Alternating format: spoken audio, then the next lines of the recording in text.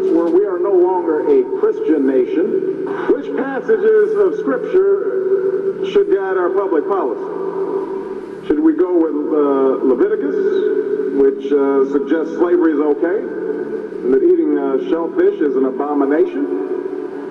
Or we could go with Deuteronomy, which suggests stoning your child if he strays from the faith? Or should we just stick to the Sermon on the Mount, a passage that is so radical that it's doubtful that our own Defense Department would survive its application?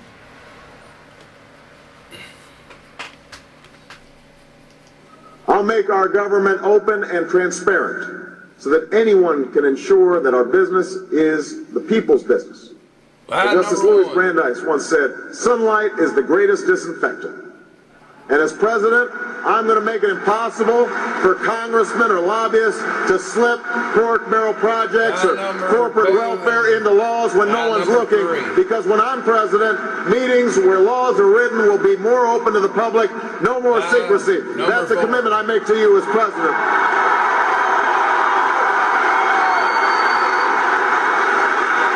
No more secrecy.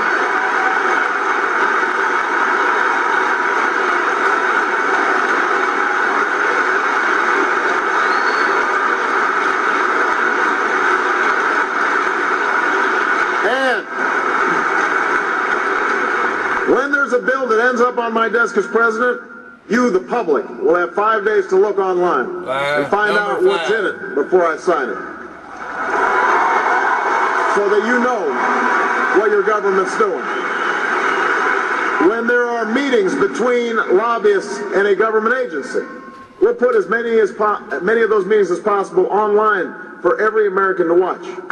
When there's a tax bill being debated in Congress, you will know the names of the corporations that would benefit and how much money they would get. And we will put every corporate tax break and every pork barrel project online for every American to see.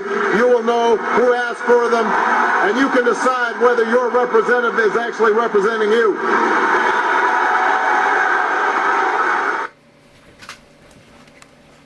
Lies. Obama, Hussein, Barack,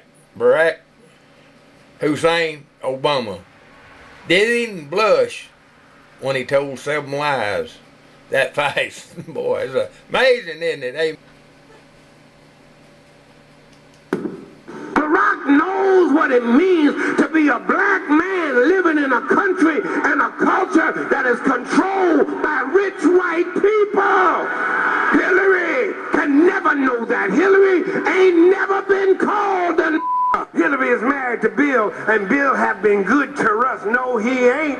Bill did us just like he did Monica Lewinsky. He was riding dirty. The government gives them the drugs, builds bigger prisons, passes a 3-strike law, and then wants us to sing God Bless America? No, no, no. Not God Bless America. God damn America. Jeremiah was a bullfrog. Was a good friend of mine. I never understood a single word he said, but I helped him drink his wine. And it always had somebody fine wine. Sing, if I were the king of the world, tell you what I'd do. Throw away the cars and the bars and the war. Make sweet love to you. Goddamn America!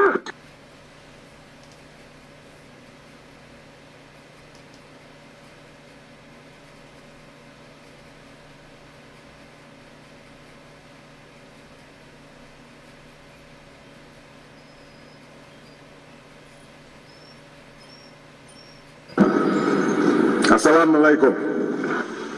Many other Americans have Muslims in their families or have lived in a Muslim majority country. I know because I am one of them. But my father came from a Kenyan family that includes generations of Muslims. As a boy, I spent several years in Indonesia and heard the call of the azan at the break of dawn. I have known Islam on 3 continents before coming to the region where it was first revealed. That experience guides my conviction. You're absolutely right that John McCain has not talked about my Muslim faith.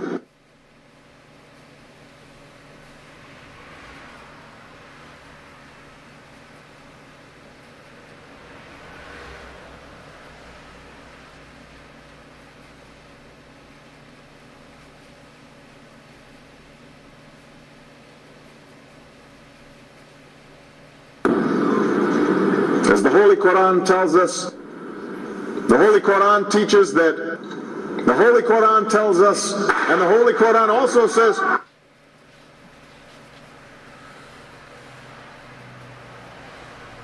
we will convey our deep appreciation for the Islamic faith, which has done so much over the centuries to shape the world.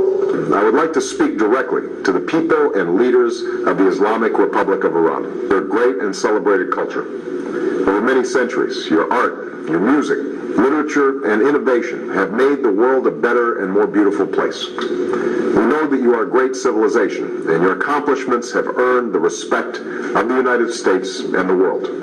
I also know civilization's debt to Islam.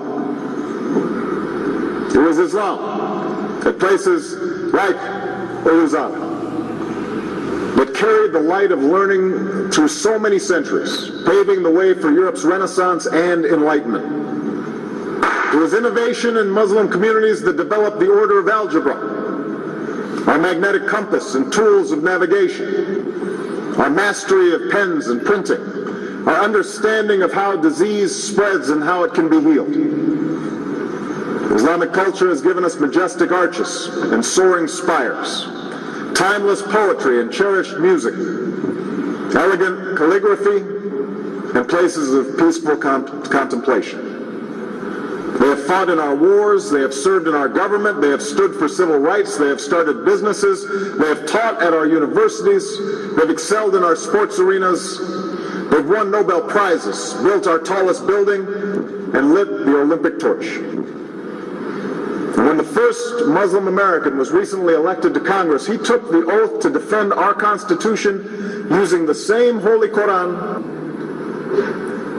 In ancient times and in our times, Muslim communities have been at the forefront of innovation and education.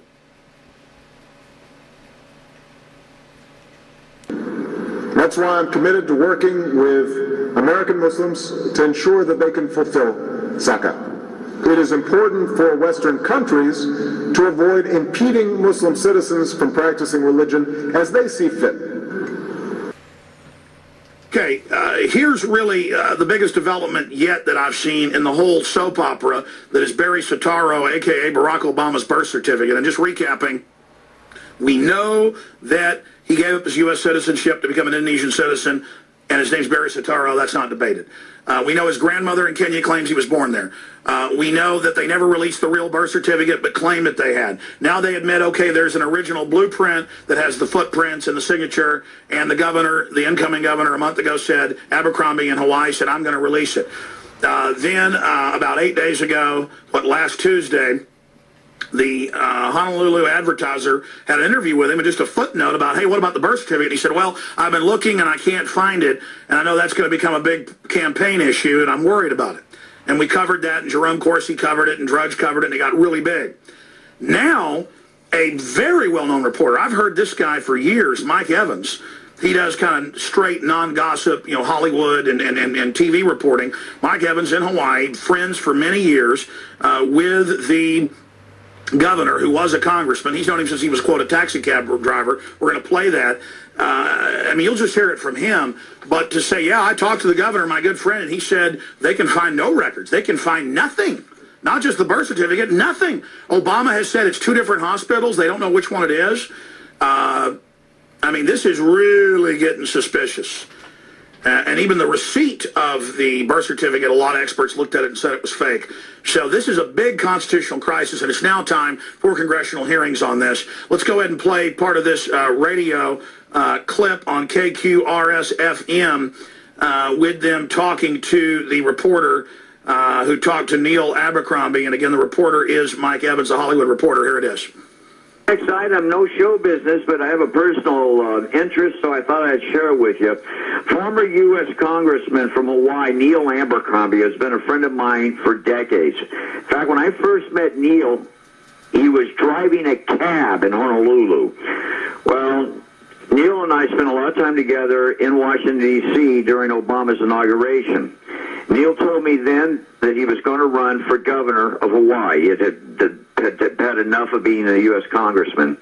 He also told me that stories, and he told me many times that after Barack became famous, that when he was in college, going to the University of Hawaii, he was a friend of Barack Obama's dad. And he remembers Barack Obama as a little kid. He used to call him Barry. In fact, I did a TV interview with Abercrombie at C-SPAN the day after the inauguration, and we had to stop twice because he referred to the president as Barry, which after he did, he said, I got to call him the Mr. President. Communism. I think it's becoming clear. That's what I told people in Illinois, and now everybody realizes it's true. He is going to destroy this country. We're either going to stop him, or the United States of America is going to cease to exist. Is there any, do you still hold regrets against not having long enough time to debate against President Obama? I don't have any regrets. I went into Illinois. People told me at the time I didn't stand much of a chance of winning. The idea was to bear a true witness. The man is an abomination.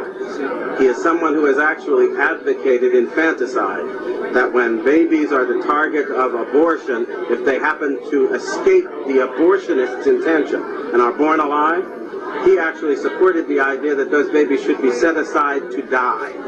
That is a man with such a seared conscience, I can't even understand why anybody in their right mind would consider him worthy of political support.